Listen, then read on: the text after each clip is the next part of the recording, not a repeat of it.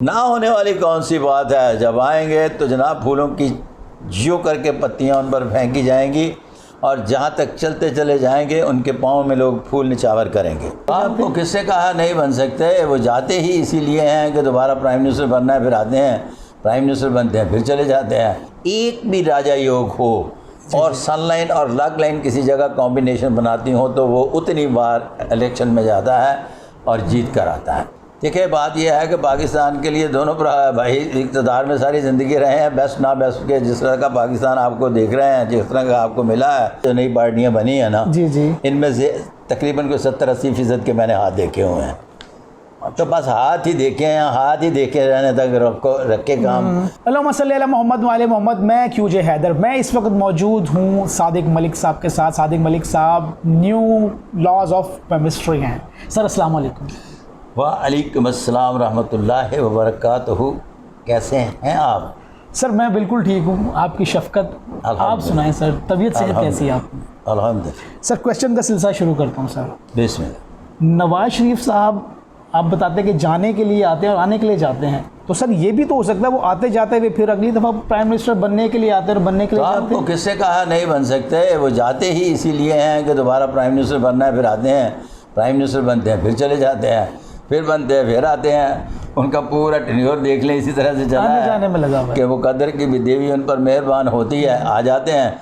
जब उन पर मुकद्दर की मेहरबानी देवी नहीं मेहरबान होती, वो घरों में जा बैठते हैं।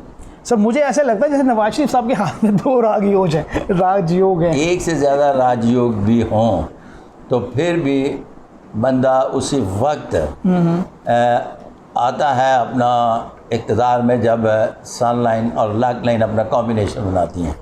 एक से ज़्यादा राजा योग होने का मकसद हरगिज़ ये नहीं कि वो एक से ज़्यादा बार बनेगा।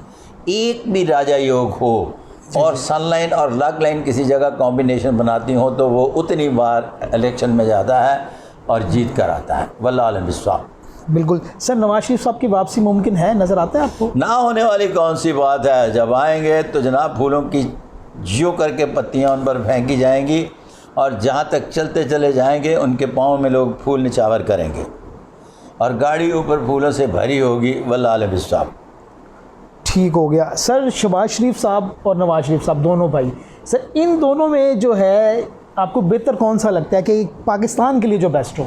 देखिए बात यह है कि पाकिस्तान के लिए दोनों भाई इक़्तिदार में सारी ज़िंदगी रहे हैं, बेस्ट ना बेस्ट के। जिस तरह का पाकिस्तान आपको देख रहे हैं, जिस तरह का आपको मिला है, क्या जिस पाकिस्तान में रह रहे हैं उसमें उस तबसरा करने वाली कौन सी बात है? बिल्कुल ठीक हो गया सर। वैसे मौजूदा हालात को देखते हुए इमरान खान साहब की जो हालत इस वक्त चल रही है, सब तकरीबन छोड़ गया उनको। चंद एक लोग साथ हैं जो उनके, नई पार्टीज़ बनती जा रही हैं। एक तरफ IPP बन गई है, दूसरी तरफ पाकिस्तान तहरीक इंसाफ पार्लियामेंट्रियंस बन गई है, खटक साहब ने बना ली है।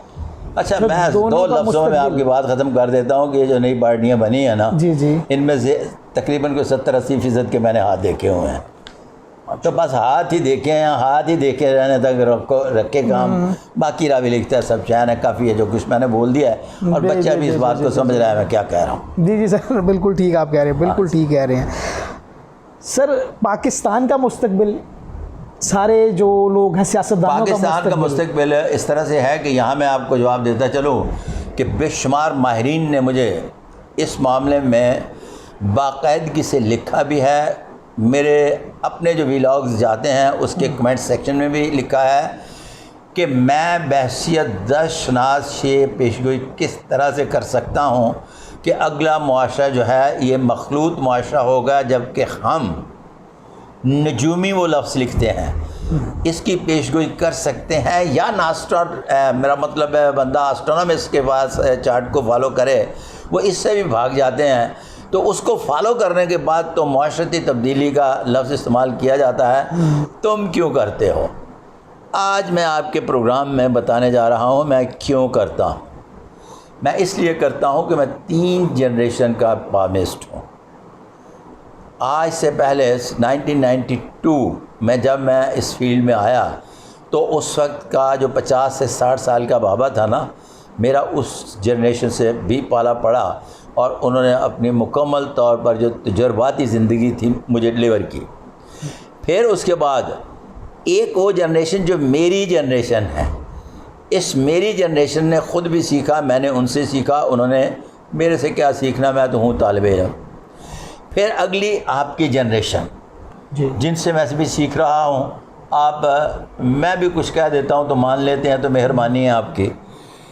इन 3 नस्लों को जब मैंने ऑब्ज़र्व किया तो देखा कि 3 नस्लें पहले किसी का हाथ एक ख़ास किस्म का हाथ होता था, फिर दूसरी जनरेशन जो मेरी जनरेशन चल रही है, इसके हाथों का जब मुशाहिदा किया तो पता चला कि यहाँ तो सारे के सारे मखलूत हाथ नज़र आते हैं, और जो ये अगली छोटी पौध आप वाली जनरेशन है, जब इनके हाथ देखते हैं तो इनके सब के हाथ ही मखलूत साख्त के हैं। लिहाजा मखलूत साख्त के हाथों में जब गौर किया जाए तो वहाँ वो मुआशरा गैर लसानी और गैर कबायली होता है, गैर मजहबी नहीं होता, जिसकी बुनियाद पर मैं ये पेशगोई करता हूँ। वल्लाह आलम बिस्सवाब। ठीक हो गया सर। सर एक इशू था साइफ़र का। सर जो इमरान खान साहब के प्रिंसिपल सेक्रेटरी थे आज़म खान साहब, पहले तो गुमशुदगी रही उनकी, फिर सामने आ गए हैं, तो वो कहते हैं कि ये साइफ़र एक ड्रामा था। क्या सर देखते हैं? अच्छा, इस तरह से है कि ज़ुल्फ़िकार भुट्टो के साथ भी इसी तरह से हाथ हुआ था। ये डॉक्यूमेंट्स के जो बात है ना, ये ब्यूरोक्रेट बड़े अच्छे तरीके से जानते हैं और ये समझते भी हैं कि कौन सा डॉक्यूमेंट्स किस जगह कब और कैसे। एक बात। दूसरी बात यह है कि ज़ुल्फ़िकार भुट्टो का शिकंजा मुकम्मल करके कस के वो मारा था। अब इस साइफ़र के सिस्टम में बेशुमार परेशानियां आएंगी और शिकंजा तो थोड़ा सा कसा जाएगा, लेकिन बहुत ज़्यादा कसा हुआ दिखाई नहीं देता। वल्लाह आलम बिस्सवाब। क्यों? इसलिए कि जब मैं मुकद्दर की लकीर देखता हूँ तो इमरान खान साहब के हाथ पर मुकद्दर की लकीर यूँ करके आके टूटती तो है, लेकिन नाकारा नहीं होती। वल्लाह आलम बिस्सवाब।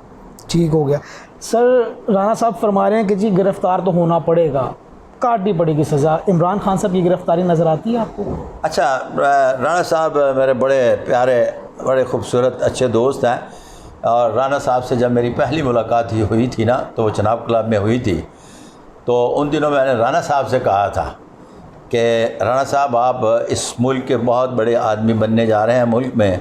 तो वो मुझे कह रहे थे कि मेरे शहर के फ़लाँ फ़लाँ फ़लाँ फ़लाँ 70 अमीर उन्होंने गिनवाए और 70 बड़े नाम गिनवाए।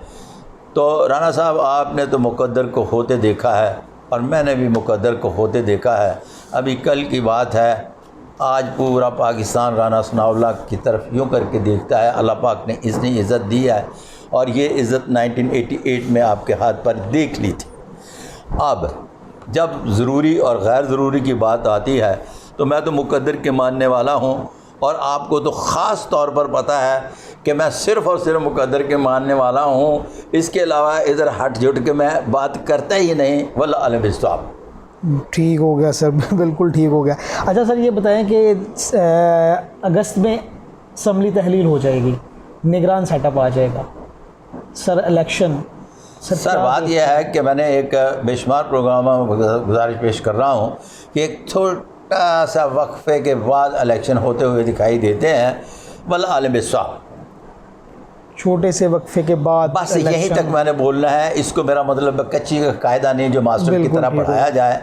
जिस स्टेज पर बैठकर मेरे से आप पेशगोइयाँ करवा रहे हैं, जी जी, उस स्टेज पर कच्ची का कायदा नहीं पढ़ाया जाता। क्या जी की मतलब है खान साहब अभी उन्हें बुढ़ियाँ चाहते हैं, बंदे क्यों नहीं चाहते?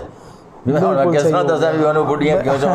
हो सर। बस आखिरी सवाल मेरा है सर, 2023 का इलेक्शन हो जाता है, उसके बाद पाकिस्तान को और इस आवाम को आप कहाँ देखते? मैं पहले सवाल को मानने के लिए तैयार नहीं हूँ। जो आप कह रहे हैं कि 2023 का इलेक्शन हो जाता तो अगली पेशगोई करवा रहे हैं। मैं रुड़िया होया नहीं, रेड़िया होया बंदा है और मैंने ज़माने ने रेड़ के गोला बनाया मेरा, तो इस करके ये गल वारिदी नहीं है।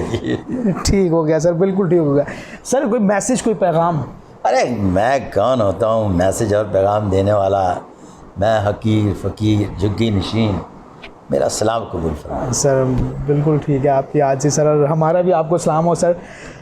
नाज़रीन बहुत अच्छी आपने डिस्कशन शुरू मेरी मलक साहब के साथ, और इसमें सारे हमें सवालों के जवाब भी मिल गए हैं। 2023 का इलेक्शन होता है, कौन आता है कौन नहीं आता, बहुत जल्द मैं दोबारा इंशाल्लाह वीलॉग में आपको बताऊंगा मलिक साहब से कि सर बता दें इस दफ़ा कि क्या होने वाला है, ताकि अवाम के दिलों में जो एक जज्बात छुपे हैं वो क्लियर हो जाए सारे। इसी के साथ कि मोहम्मद से वफ़ा तूने तो हम तेरे हैं, ये जहाँ चीज़ है क्या लोहो कलम तेरे हैं।